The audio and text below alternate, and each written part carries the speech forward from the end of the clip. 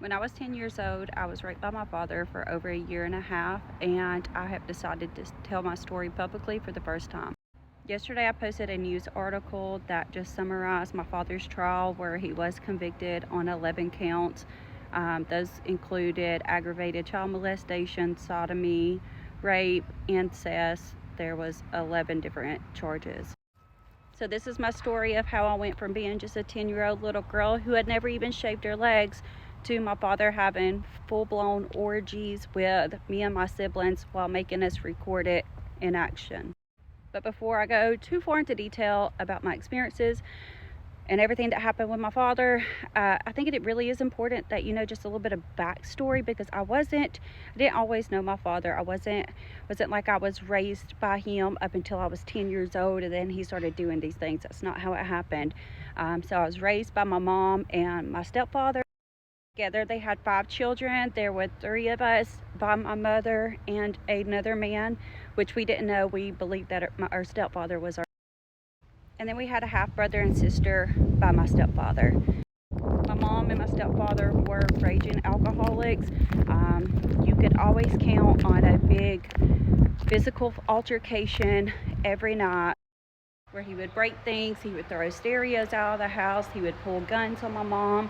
It usually ended up with my mom having to take all 5 of her kids and walking miles down the road to a relative. My mom also loved to torture us.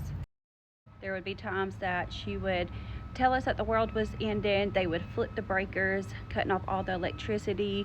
My mom would really get into character and would cry and tell us that she was going to hell because she was a sinner, that one of us could save her, but the devil would rip off all of our legs, and rip off our arms, and just would tell us how painful it would be, but would just sit there and beg and ask if one of us would save. There was another time where this person showed up with a mask on and a knife and began chasing us around the house. Outside of the house, we didn't think it was our mom, because every now and then she would come and try to help us get away and help us get under the bed or in a closet, and would tell us to be very quiet. We didn't know, but she had other family members there they were taking turns with this costume, with this mask, and with this knife, chasing us around and terrifying us. I mean, we were terrified. I could go on and on with stories like that, but eventually my stepfather got sick. He had a brain aneurysm. He was in the hospital for 11 months. During the time that he was in the hospital, my mom started having an affair with his best friend. We started going around him more. He was also very abusive. I remember one time that they got in a physical altercation.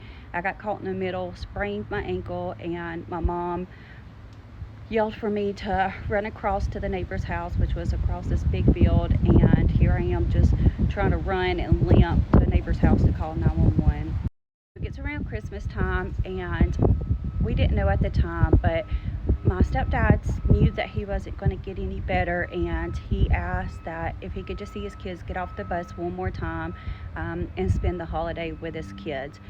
During that time, my mom had told my other 2 siblings that they had a different father, and my other 2 siblings started meeting their father. I was still told that my stepdad was my dad, and we had a Christmas gathering at my aunt's house, and their new dad, our dad, came to that, brought presents, and then my stepdad was let out of the hospital to come to that gathering as well.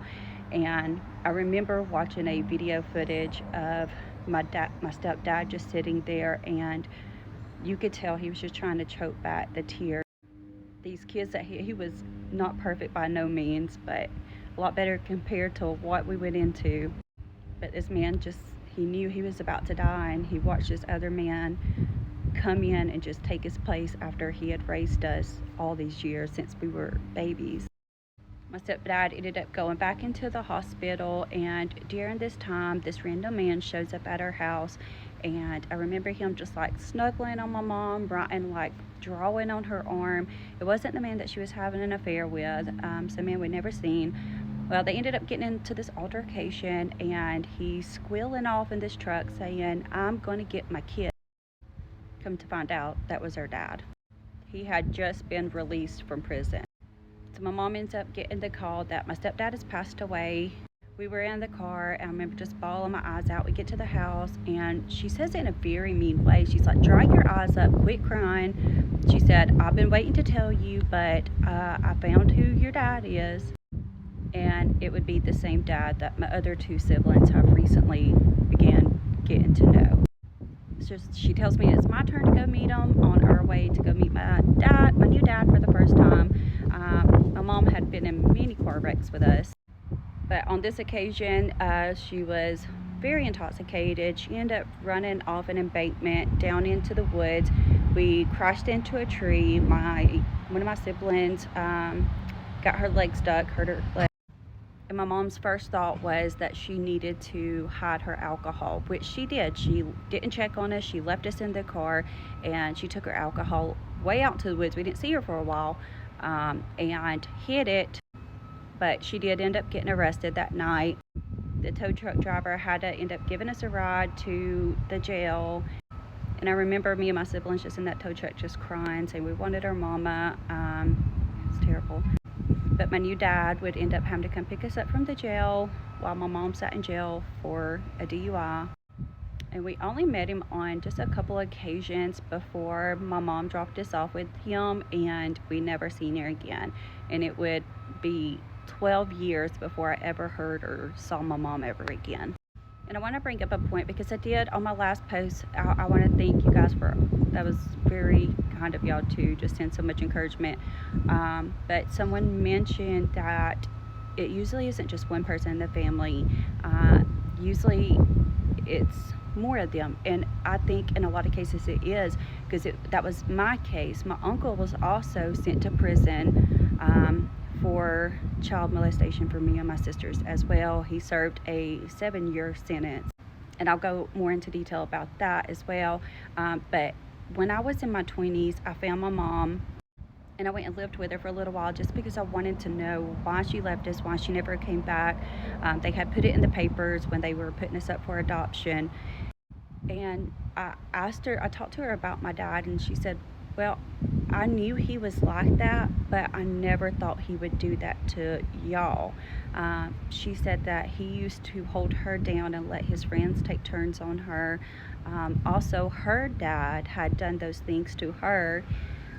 Also, and last night I was trying to make a video, and I just caught myself I just kept trying to filter myself because I feel so disgusting. I feel so embarrassed about some of the things that I'm gonna say publicly, but I don't think it's fair to myself if I put that shame on me and filter myself telling my story. So my mom and dad were actually cousins. When we moved in with our dad, he used to make jokes and would say that my mom's dad was my dad's uncle. He would say that she never had to change her last name. They never actually had to get married because their last names were already the same. And he used to make jokes saying, "Y'all can call me Uncle Daddy." So I promise I'm going to get into my story with my dad, but I really do believe it's so important to understand a little bit of my background before I met my dad, because you got to understand we were already very timid children.